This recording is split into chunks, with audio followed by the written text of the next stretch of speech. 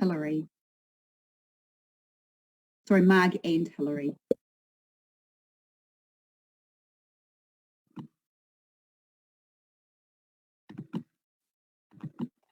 All good? Yep. Hello. Good morning. Morning. Morning. Welcome.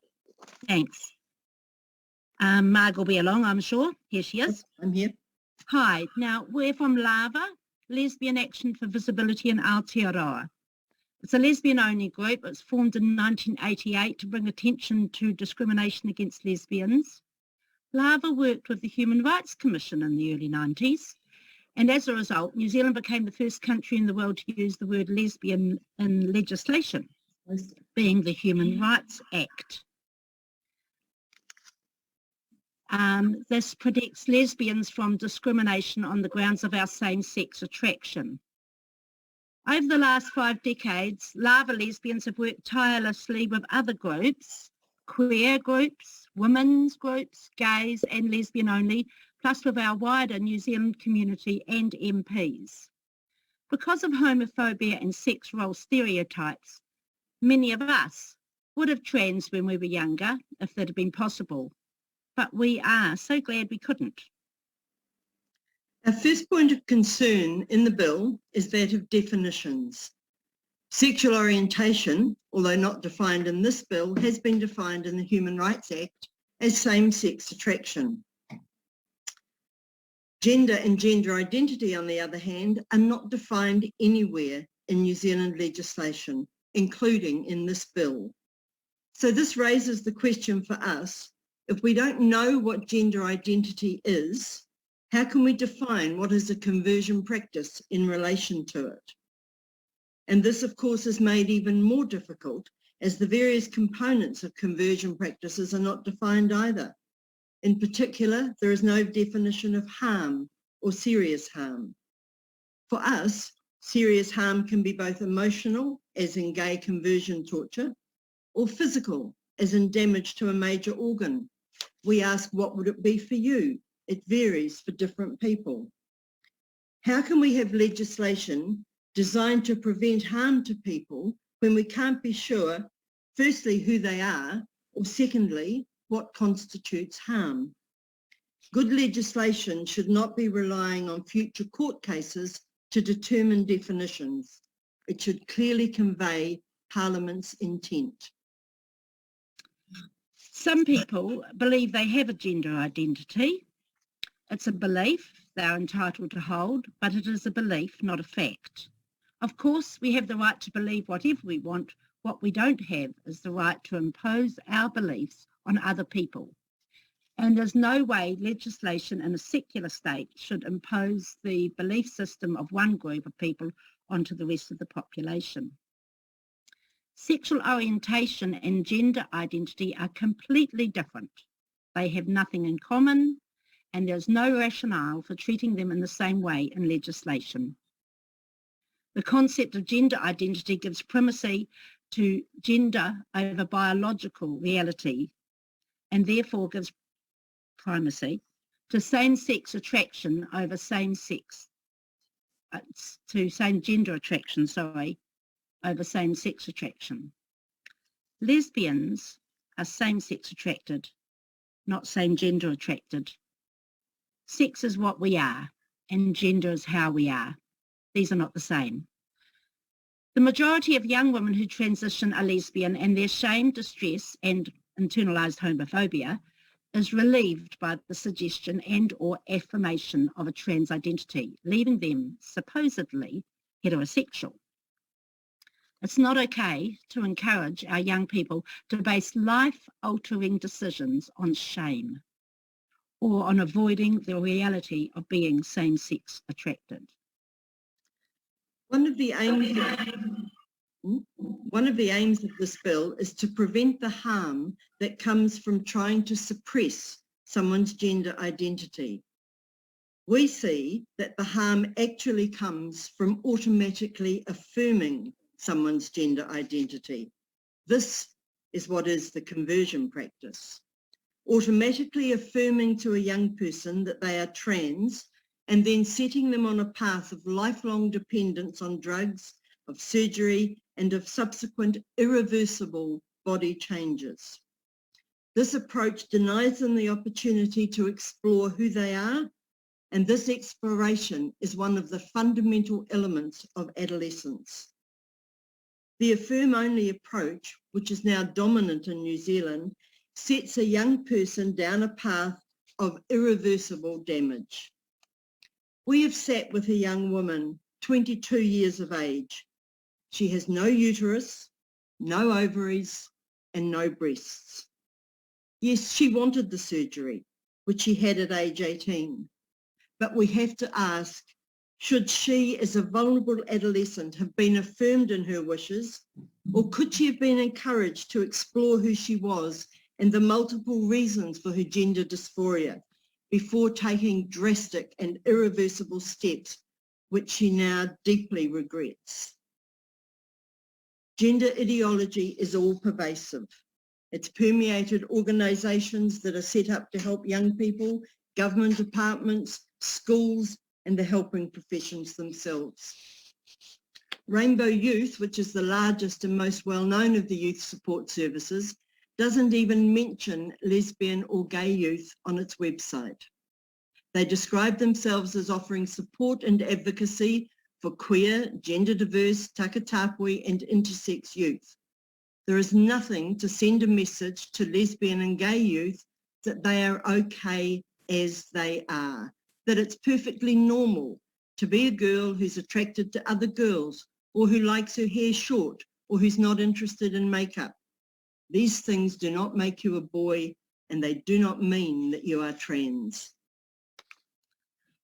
The government has pledged $4.6 million for mental wellbeing, addiction and support services for Rainbow Youth. 600,000 of this is for Rainbow competency training. You lot must ensure that the competency training does not include and continue to promote gender ideology as truth rather than as the belief system that it is.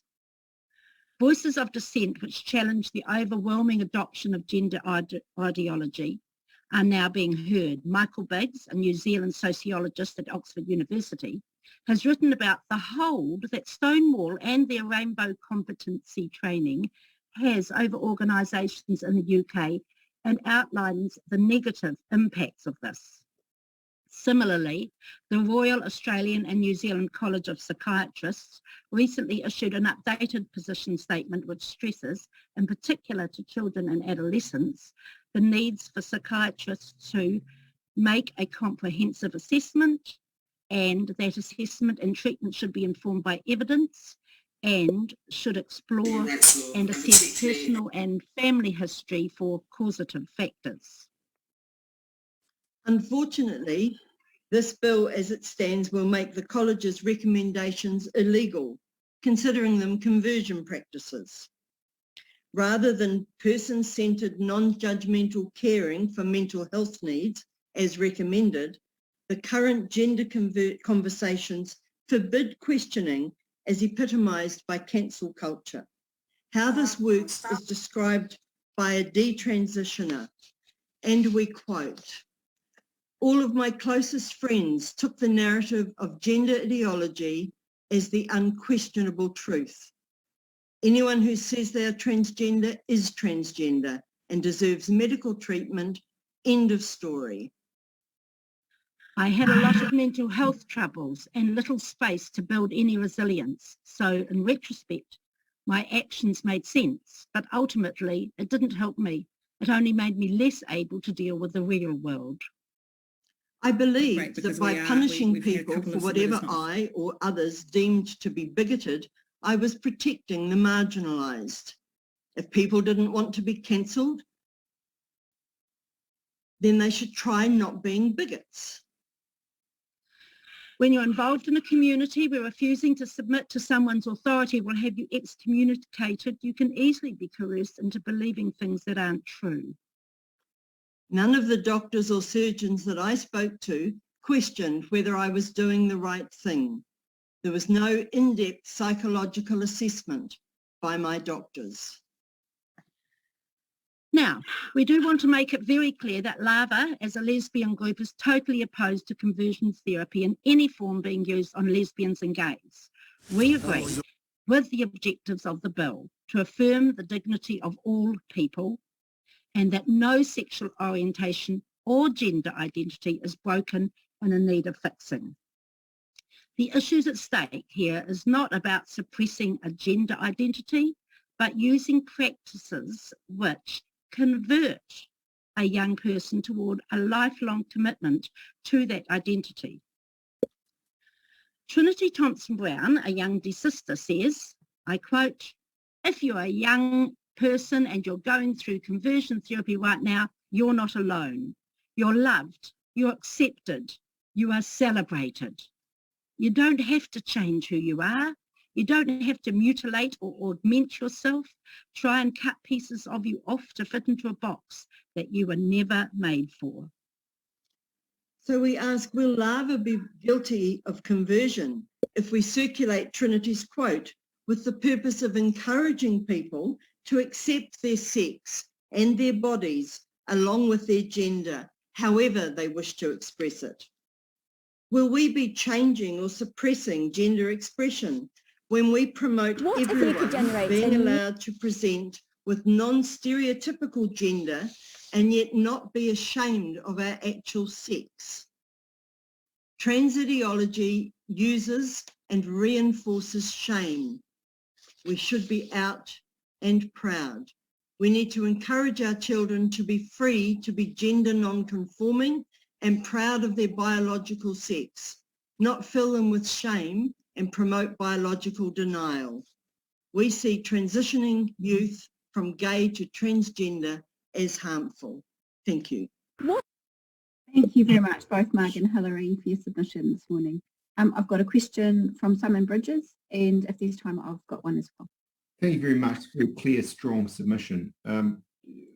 There's one very, I think it is, what I'm about to say is this a relatively accurate summation of your submission? The bill's right when it comes to orientation, but it's got massive problems when it comes to identity, in many ways because of the medicalisation point.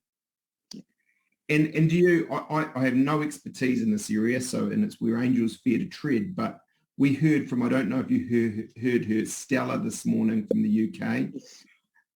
As I understood what she was saying, one of her points was that, in fact, where people are, young persons are transitioning, what may often be going on there is that they are in fact gay and subject to homophobia, or there's that aspect to it. Do you go along with that, or what's your... Yes, plus they might not even be gay. They might just be gender non-conforming, if you know, non-stereotypical. And that's part of, you know, the problem for women and men in the world. Our culture is very gender stereotypical. And that'd be great if that changed. And I'd add that there's internalised homophobia, which is hugely strong. So many young women don't want to be known as lesbian or don't want to think that they are lesbian. Thank you very much. But it's gorgeous. Thank you very much. I won't ask mine, so we've got someone waiting to come on, but thank you for taking the time, and thanks for a really thorough submission this morning. Thank you for listening.